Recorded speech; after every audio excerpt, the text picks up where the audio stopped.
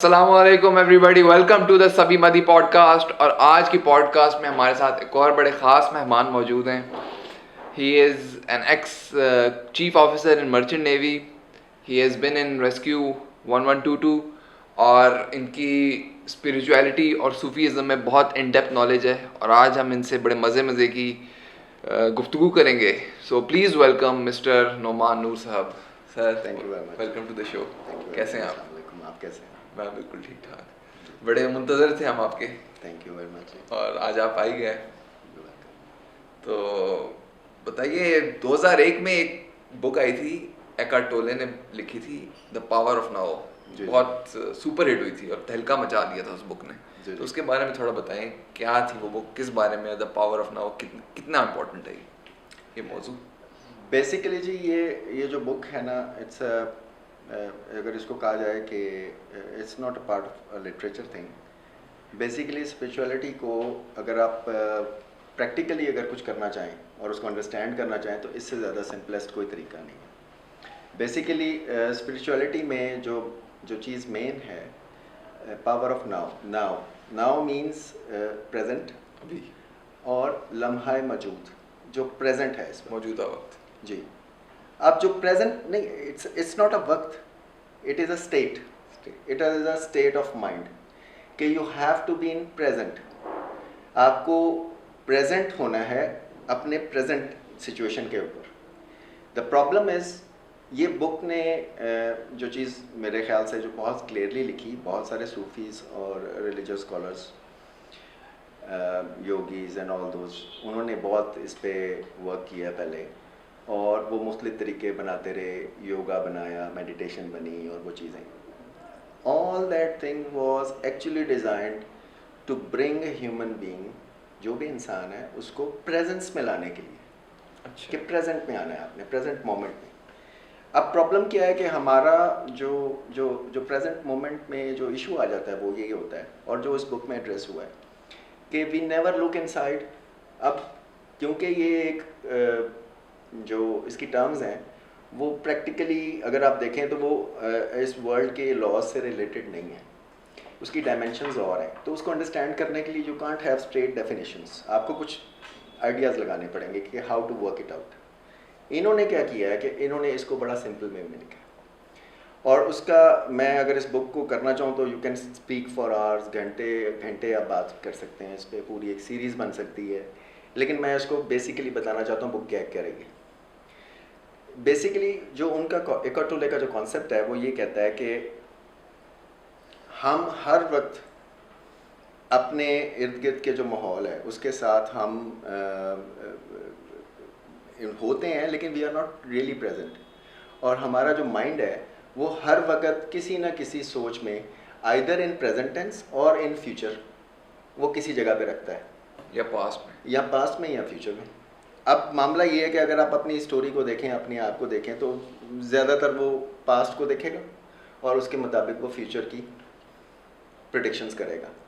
और then you keep on doing the exercise all the time कि जी पैसे ऐसे पहले ऐसे होता रहा है, तो if I keep on doing this I will be doing ऐसे ही उसको फ्यूचर में प्रेडिक्ट कर रहा है। लेकिन कभी भी वो आपको प्रेजेंट मोमेंट में नहीं आने देगा, क्योंकि प्रेजेंट में आपको वो सर्वाइव नहीं कर सकता। अब प्रॉब्लम ये है कि अगर आप इसको देखें कि जो पास्ट है वो तो गुजर चुका है, you can't change it, you can only replay the video, but it will be the same video even if you play it for 1000 times.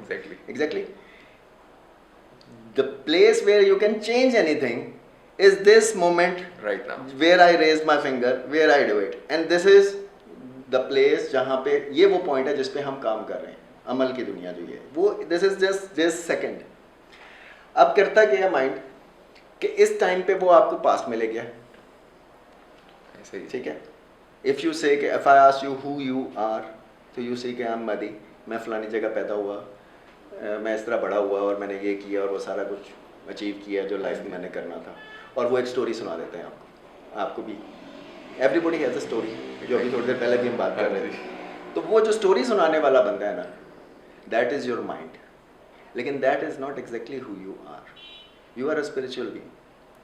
अब वो ये कहता है कि आप ये तो थोड़ा सा ज़रा इंट्रोडक्शन की बात आ रही थी, अब हम ज़रा थोड़े से टेक्निकल एस्पेक्ट्स पे भी आते हैं कि वो ये चाहता क्या है, अब टाइम हमारे पास कम है, तो मैं एक दो चीज़ें आपको बताता हूँ। The problem how your mind works is that वो आपके ब्रेन में हर वक्त ये स्टोरी सुनाता रहता है, एक पुराने ग्रामाफोन रिकॉर्ड की तरह, and it keeps on moving all the time, you are never without thoughts. अब प्रॉब्लम ये है कि ये जो थॉट्स हैं ये कहाँ से आती हैं, ये आपकी पास्ट स्टोरी है और वो उसको रिपीट किया जा रहा है, रिपीट किया जा रहा है, रिपीट किया जा रहा है। फ्यूचर में क्या करता है कि वो फॉर एग्जांपल कल मैंने एक बंदे को मिलना है, उससे मैंने पैसे लेने हैं, तो वो क्या कहेगा, वो आपको प्रैक्टिस करानी शुरू कर देगा माइंड में कि यार आप जाओगे, हो सकता है वो ना मिले तो फिर आप ये करना, अगर वो मिल जाए, वो पैसे निकाले कम दे तो फिर आपने ये कहना है, अगर पैसे पूरे मिल गए लेकिन उसका एटीट्यूड अच्छा नहीं था तो फिर यूँ, वो हर पॉसिबल सिनेरियो पे आपको फंसाएगा। ऐसे ही बिल्कुल। And in 99.9% of time when you go there it is something which is not all these जितने भी सिनेरियो किए होते हैं वो नहीं होता, ठीक है, कोई और चीज, ठीक है। तो basically it keeps you busy, basically वो ये कहता है और आप प्रेजेंट मोमेंट में से निकल जाते हैं। प्रेजेंट मोमेंट कुछ होता है ना, भूल गए, ये भूल गए, यही होता है कि किसी और सोच में, ठीक है। अब बेसिकली ये है कि अगर आप अपने प्रेजेंट टेंस में रहेंगे, प्रेजेंट मोमेंट में रहेंगे, तो फिर यही जो अब योगा में क्या करते हैं कि वो आपको पकड़ के उल्टे सीधे आसन्स में फंसाते हैं और वो करते हैं, वो क्या कर रहे होते हैं कि आपका माइंड जो है ना वो ला रहे हैं इसी तरह। तो अगर आप ये वैसे भी कर सकते हैं तो इट्स क्वाइट इजी, अगर आप इसको इस बुक के थ्रू करना चाहें, मेरे लिए तो it was personally it was a very easy thing. Basically इन्होंने क्या किया है इसके अंदर कि वो कहते हैं कि जी फर्स्ट ऑफ ऑल आपने माइंड को अंडरस्टैंड करना है कि अंदर how many is are you single और there is something else. Eckhart Tolle ने अपनी उसमें स्टोरी में भी मेंशन किया कि once he decided he was going to suicide and at the last moment he thought that I am going to kill myself, that was his statement. तो then he thought I am going to kill myself. So how many are inside me? Is it only me or myself? क्या ये me and myself are two things or one thing? तो basically ये वो बताता है कि these are two different entities. अब एक जो myself है वो माइंड है, वो आपको दुनियावी, it's a tool, it's a machine designed for this world, आप इस दुनिया में कैसे काम करेंगे वो उसमें करेगा। लेकिन बात ये है कि ये जो हर वक्त आपका चलता रहता है सिस्टम, कंप्यूटर का हर वक्त ऑन है, but can you switch it of for 5 seconds? Can you do it कि आप इस टाइम पे पिक और सिर्फ प्रेजेंट हो और आप सोच ना रहे हो? Can you do that for human being? नहीं, but it can be. Spiritually जो ये किया जाता है it is done through meditation. Meditation यही करती है कि आपको साइलेंस में लेके जाती है। ये जो चैटर है हर वक्त जो माइंड के अंदर चल रहा है उसको रोकना है। And there are some few very simple exercises जो उसमें इकॉर्ट टोले ने बताई भी हैं। फॉर एग्जांपल जिस तरह आपको कोई थॉट जनरेट हुई है, हम क्या करते हैं नॉर्मली, हम सो रहे हैं, नींद नहीं आ रही, सोचें आ रही बहुत ज़्यादा, तो आप क्या करते हैं उन सोचों को फॉलो अप करना शुरू कर देते हैं, यानी आप उसको अवॉइड करते हैं, करवटें बदलते हैं। ठीक है। इसका तरीका ये है कि आपने उसको इग्नोर नहीं करना, just go in your thought, मतलब जो आ रही है ना, बिकॉज यू सिट या ले डाउन जो भी पोजीशन हो, आप उस थॉट को फोकस करें और उसको गौर करें कि वो क्या कह रही है। The moment you do it, when you start seeing कि ये मेरा माइंड की थॉट है और ये मैं हूँ और मैं इसको देख रहा हूँ, देन वो थॉट्स जो है ना they will start to vanish या वो डिसअपियर होने शुरू हो जाएंगे।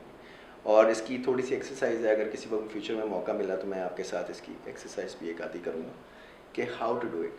जब आपकी थॉट्स बंद हो जाएंगी तो डज इट मीन कि आप अपनी सेंसेस में नहीं हैं या आप पूरी तरह एक्टिव नहीं हैं? No, it is not that. अगर आप मेडिटेशन कर रहे हैं और आप अलर्ट नहीं हैं तो it is useless, you are like a addict और you are in state of some kind of influence. Drugs में क्या करती हैं वो आपका दिमाग को स्लो डाउन कर देती है। Meditation is actually the opposite of it.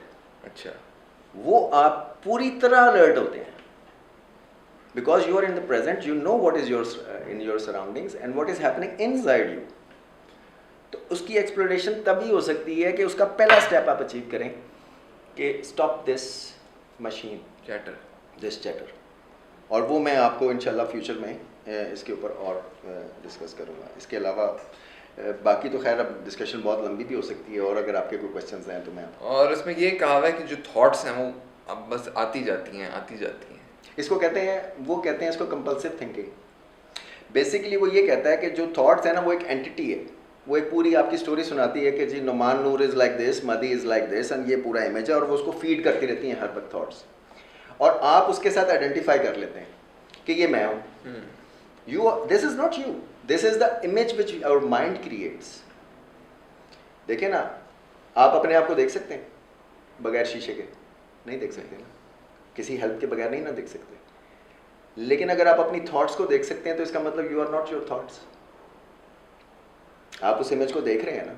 हाँ जी। तो then there are two entities, one is the image which is presented by your mind, and the other one is actually who you are, मैं।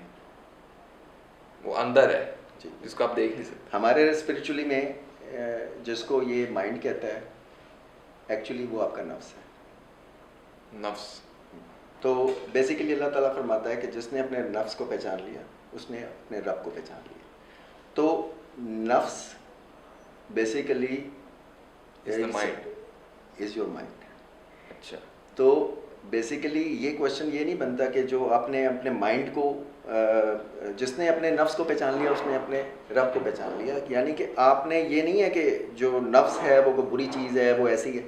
This is just a tool which is designed for this daily purposes.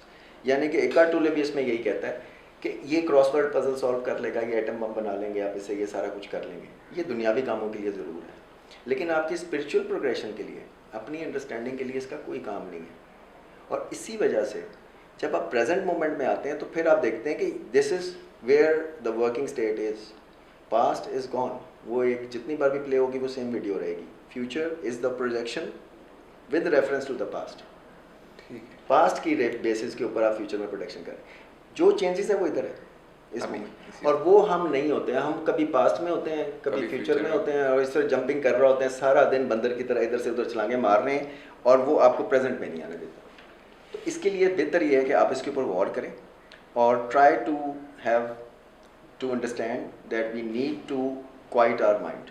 अपने mind को quiet करेंगे practice से होगा, क्योंकि mind भी कहते हैं एक मसल की तरह है, आप जिस तरह ट्रेन करेंगे ये उसी तरह ट्रेन होता जाएगा। बिल्कुल।